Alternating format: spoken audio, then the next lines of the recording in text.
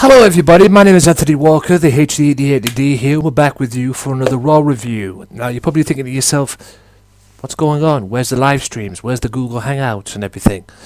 Nah, I'm not going to do that this week, guys, and I don't think I'll be doing it next week as well.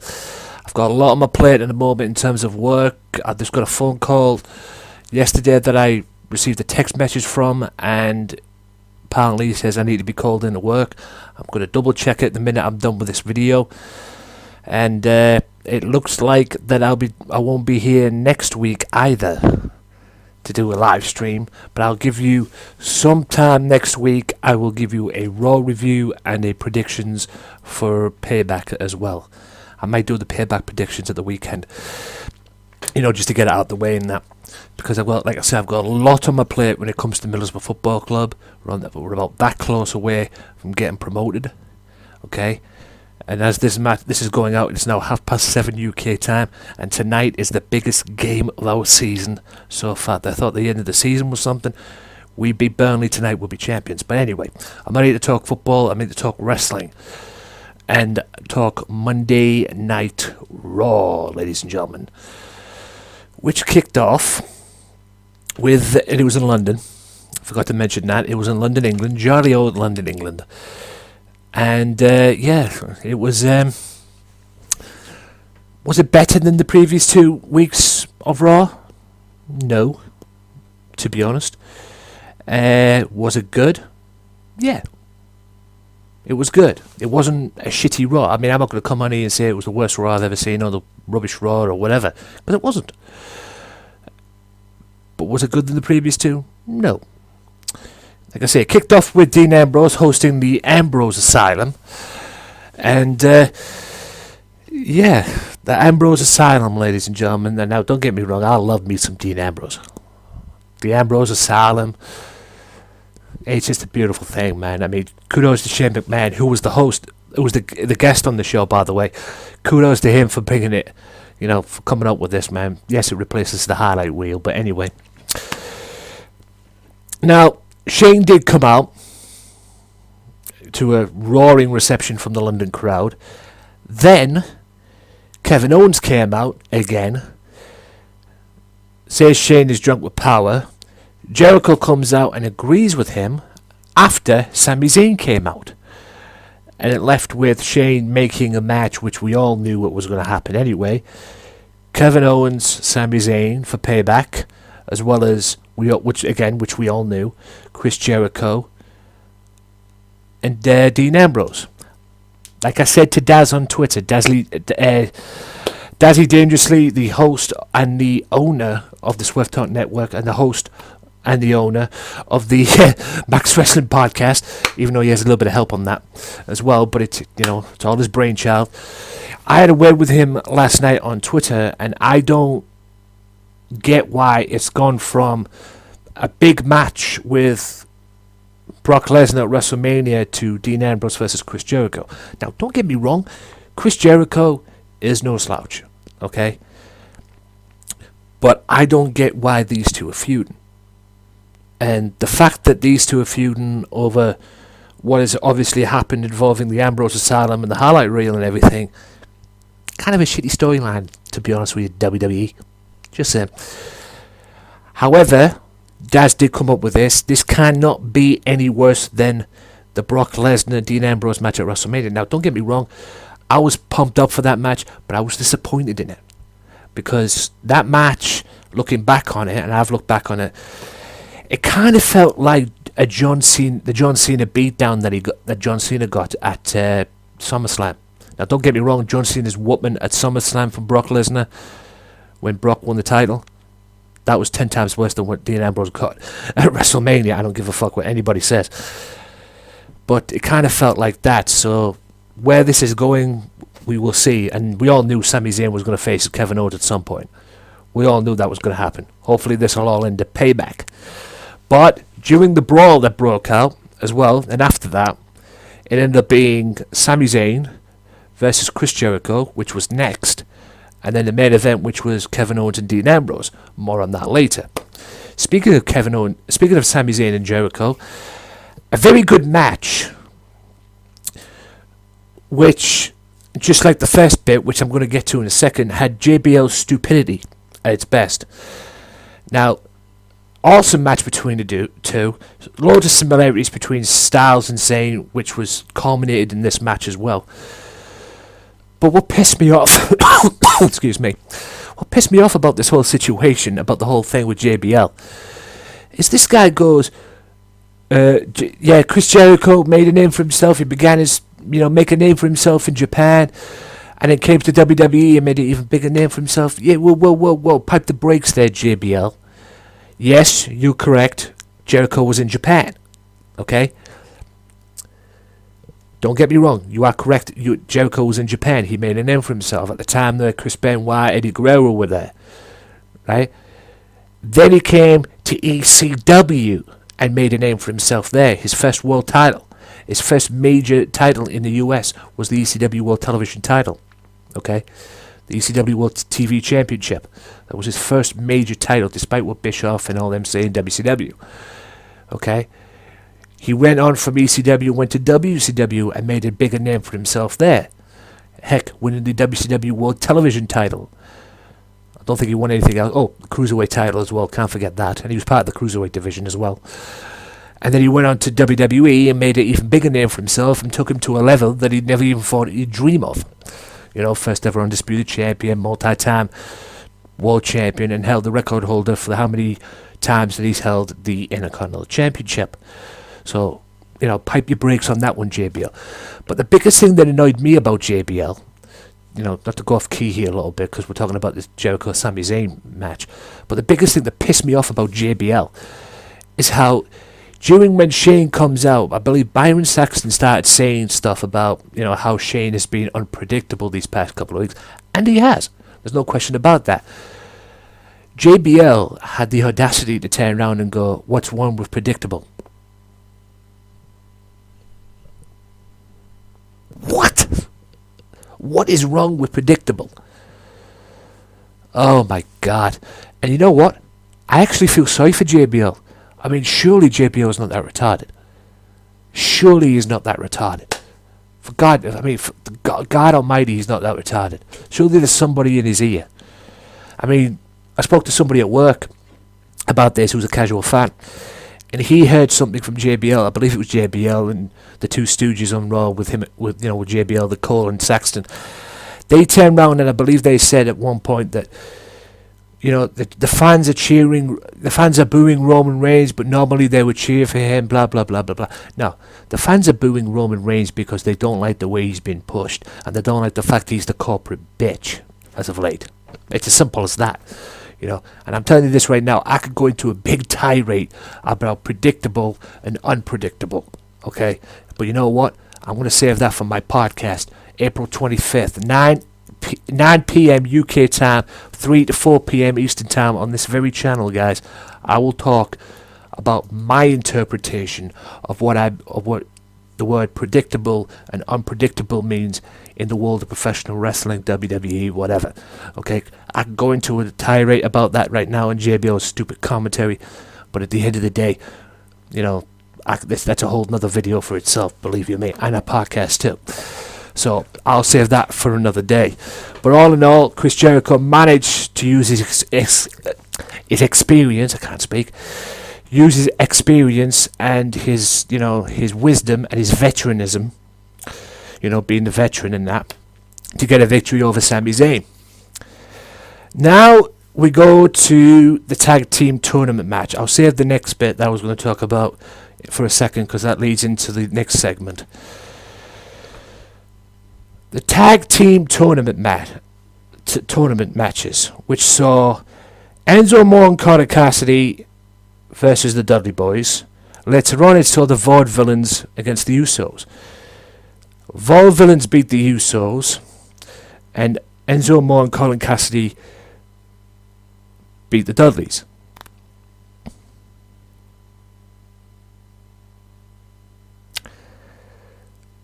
There's seeds there planted for what's going to happen. Now, don't get me wrong, it seems that Enzo Amore and Colin Cassidy and Dudley Boy's plan is being right out the corner. Because it was planned or rumoured that Enzo Amore and Colin Cassidy were going to be fighting the Dudleys at Payback, but it didn't seem that way because the number one contenders match for the tag team titles is taking place at Payback between the Vaudevillains and Enzo Amore and Big Cass. And it seems that NXT's taking over, guys. And credit to both these teams because they both won. Thankfully, the Usos didn't win. And I've got nothing against the Usos, but many people believe that the Usos are the John Cena of the tag team division. More on that another day. So it seems that Enzo Amore, but I can't see Enzo Amore and Colin Cassidy winning this match. I think the Vaudevillains are going to win it. I mean, I'm giving you an early prediction. If there's an ounce of God in this world and an ounce of humanity, Enzo Amore and Colin Cassidy deserve a shot at the New Day. Should the New Day still be champions? But I can't see it happening. The seeds are planted, guys, for the Dudleys to come running down and cost Enzo Amore and Colin Cassidy a shot at the tag team titles. The seeds are planted. Because Enzo Amore and Big Cass won the match against the Dudleys. Do you actually think they're going to take this line down? No. It's not going to happen. Storyline-wise, they're going to want revenge. So we've got Enzo Amore and Colin Cassidy against the Vaudevillains at Payback in the tag team number one contenders match. I hate to say it, I want Enzo Amore and Big Cass to win so badly, but I've got a funny feeling the Vaudevillains will be the next challengers for the New Day. And I hate to say it, I hope I'm wrong, but anyway. Before I go on to the main talker point that I want to talk about Baron Corbin first, who beat Fandango, and then proved that he has Dolph Ziggler's number. Okay? Dolph Ziggler's got his hands full with Baron Corbin at the moment. That's all I'm saying on that. Dolph Ziggler has definitely got his hands full with Baron Corbin. Big time. And hey, I've got nothing. Look, I'm not the biggest Baron Corbin fan, but I'll tell you this. I'll give the guy credit. Since WrestleMania, this guy's made a fucking impact on Raw. He's made a statement in the main roster. He comes up. I don't even think he's supposed to be in the Andrew the Giant Memorial Battle Royal. Well, at least I don't think he was anyway, because they never book that. They never promote that Battle Royal right anyway. But I don't think anybody expected him to win. And he did. And ever since then, he's basically kicked the fucking door down. And you know what? Salute to him. No doubt. Now we get to the main talking point. Now, before the Enzo Amore Big Cass tag team match, AJ Styles was backstage about to do an interview with the SmackDown voice, or the new voice of SmackDown, Mauro Ranallo. I hope I pronounced that right. I never pronounced that guy's name right. But you know who I'm talking about. Until he was interrupted by Karl Anderson and Luke Gallows, Big Doc, if you will. That's right, guys. They're back. And they started talking, catching up, and Luke and Karl thanked AJ for apparently putting a word in to get them to WWE. Which leads to what happened next. Because Roman Reigns came out and had a confrontation, came out in a segment, and he ended up having a confrontation with AJ Styles. And these guys were back and forth, whatever, and everything. And, they all made a statement. It was like a build-up hype kind of thing, like a debate. Well, I wouldn't say it was a debate.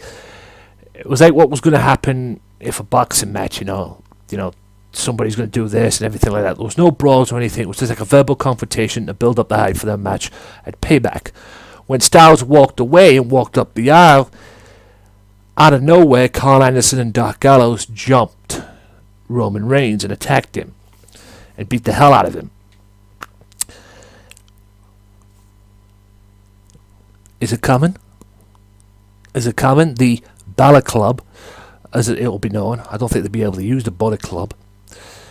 With that being New Japan and everything, and the Bullet Club apparently still being around, involving the Young Bucks and the new leader Kenny Omega. So, will the Balor Club be around? You've got AJ Styles, You've got Karl Anderson and Dark Gallows. Finn Balor.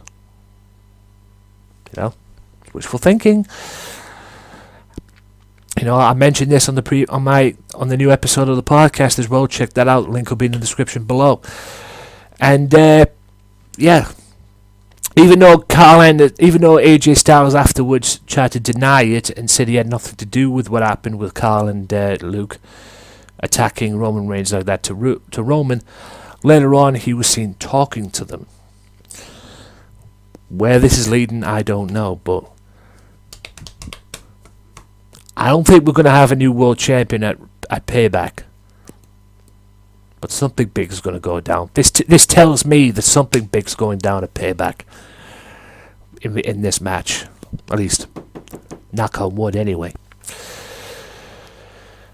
Miz TV with the Miz and his Mrs. Maurice. And it ended up being him with Cesaro as well. Now, Miz threw his weight around and said that he was going to that Cesaro was going to face Rusev, which I wouldn't mind saying actually. But it wasn't going to happen because Cesaro had a way with Shane McMahon, and he booked a match involving Cesaro and his tag team partners, the New Day, against Miz and the League of Nations. And hey, great tag team match. I can't believe I even saw Cesaro wearing a Booty-O's t-shirt, but anyway. Great 8-man tag, and it saw the New Day and Cesaro getting one up on the League of Nations and the Miz. Now, we all know Cesaro and Miz for the Intercontinental Championship at Payback. Please let Cesaro win that match, please. Where this is going with the League of Nations and the New Day still, I don't know. Maybe the League of Nations will challenge the New Day at Payback for the tag team titles. Probably win it. Who knows? But we all know where that's going. And hopefully Cesaro will be your Intercontinental Champion. All in all, great 8-man tag nonetheless. And it's always fun to see Cesaro in the ring as well. And who'd ever thunk the New Day would be on my side, to be honest. And baby faces, I mean, these guys, I hate to put that, I might get stick for this. I really do. I might well get stick for this, but I think the New Day are on the same level in terms of being over that Enzo and Colin Cassidy are, in my opinion. That's just my opinion. You know? Because these guys, since this whole feud with the League of Nations, are over as hell. I'm credit to them, they are, but these guys were meant to be heels. I mean, the time that were over and the times the crowd were cheering them, you know, they would always, you know, take a jab at the crowd. But, you know, credit to them, man. They're over. And like it's just a perfect example of nowadays when it comes to baby faces and heels. I mean, you can never put a heel and make him a heel.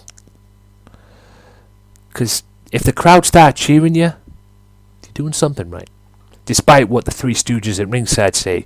Said about Roman Reigns. Oh, no, the fans just cheering because the fans just boo him, but they like him really, they cheer him. Shut the fuck up. Give me a break.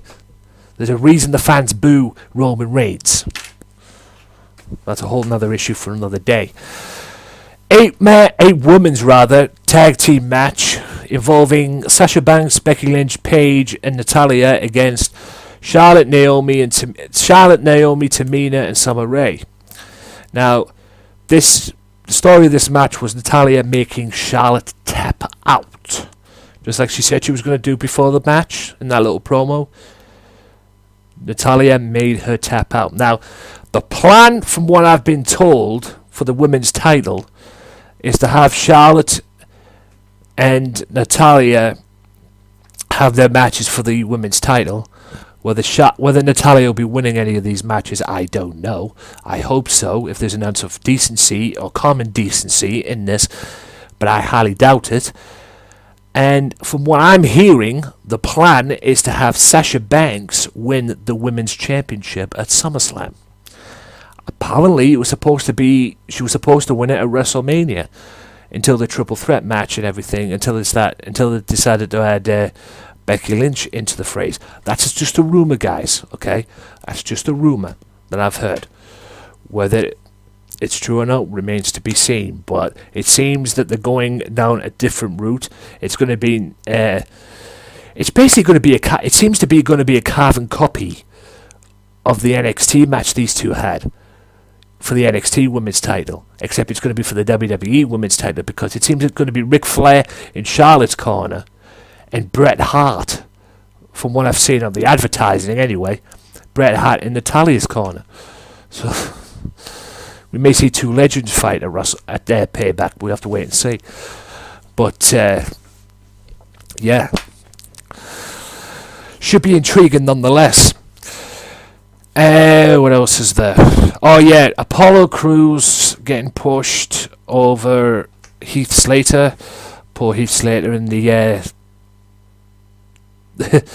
the now 3 for the time being at the least social outcasts, since Adam Rose has been suspended due to violating the policy that WWE have in terms of drugs. I'm not even going to go into that. I've read some comments over the Twitter pages and everything on Twitter and everything. I'm not even going to go into that. I could be here all day with that. But apparently Adam Rose will not be around for very much longer, for a while, guys, due to breaking the violation of terms of use for their policy. And he will be suspended and he'll be off TV. So the 4 social outcasts for the time being at the most will be 3. It'll be Bo Dallas, Curtis Axel, and Heath Slater. So you'll have to get used to seeing 3 social outcasts for the time being at least. Not that I'll give a shit anyway, because they seem to be jobbing out to Apollo Crews at the moment. I don't know where this guy's going with his career in WWE, on the main roster at least. This guy's got all the potential in the world, but WWE is pushing him like they're doing in NXT. Give him some competition. It's a big time competition. You know, give him some big time opponents that he can feed off.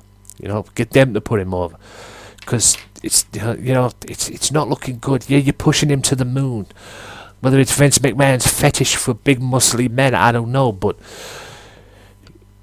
Apollo Crews is probably 10 times better than most of the muscly men that's been put over in WWE thanks to Vince McMahon. This guy's probably 10 times better than most of the stars that have got over that probably didn't even deserve to be over, because this guy's so good in the ring. I'm worried that his push and his booking, creative booking, is going to drag him back down to square one again. I hope not, because this guy no doubt has got a future. Sorry if you heard that. That's just my... I'm going to get rid of that anyway. The Windows script host thing on my other laptop, it's doing my fucking nutting. But anyway. And the main event was Dean Ambrose. On to the main event, Dean Ambrose, Kevin Owens. A brawl which ended with Dean Ambrose beating Kevin Owens, but with dirty deeds. But the story of the match was Jericho sneaking in and sneak attacking Dean Ambrose, hitting him with a code breaker. And that's how Raw ended. All in all, a good Raw. Not a great Raw, not a shit Raw. A good Raw for me.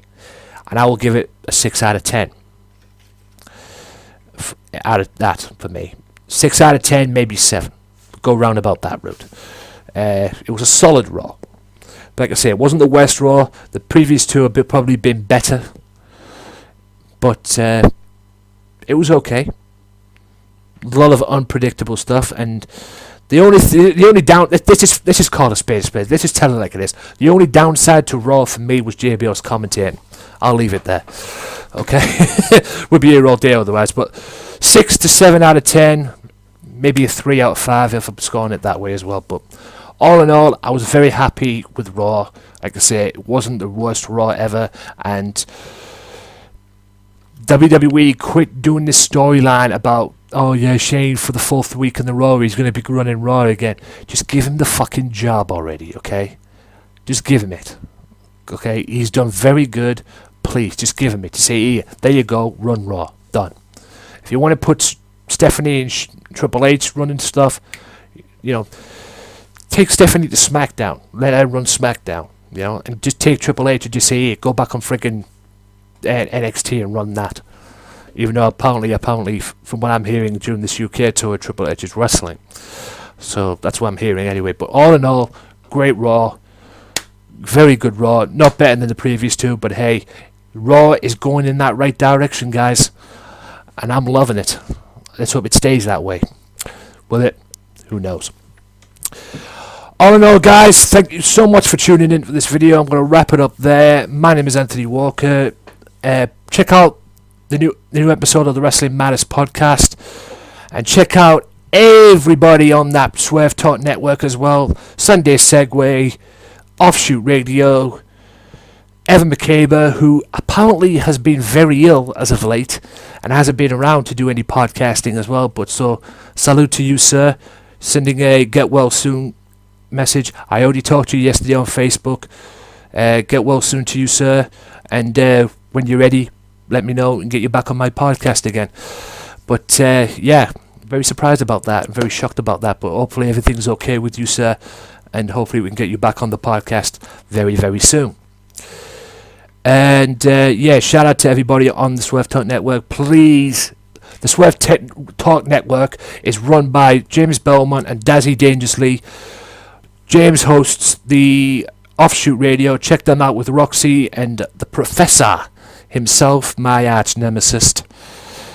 Old Mr. Professor of TNA himself, Mr. Mike Rodriguez. And I say he's my arch nemesis considering what happened to me in a Beat the Clock tournament match before. Oh, that still haunts me to this very day, but it was all in good faith, my friend. Also check out Max Wrestling Podcast each and every Sunday as well on there, and just enjoy the fun. All the links to them will be in the description below. All the links to the Swerve Talk Network as well, so you can go on the Swerve Talk Network and check out everybody on there. And yeah, all the links will be in the description below.